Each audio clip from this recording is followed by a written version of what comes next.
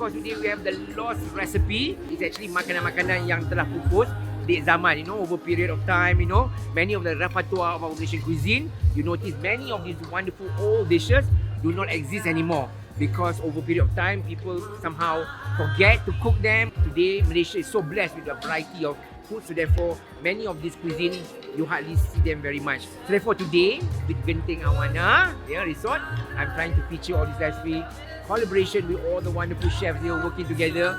As I always say, tak kenal maka tak cinta. So we have all different variety of salads. Kita ada lauk-lauk pauk daripada seluruh, orang kata different state. Makanan-makanan daripada Terengganu, daripada Sarawak, daripada Sabah pun ada.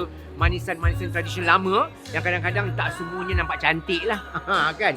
Tapi itulah makanan tradisional. Tapi bila masuk dalam mulut, sedap sekali. Begitulah kisahnya, the lost recipe. Jangan kita get lost lah.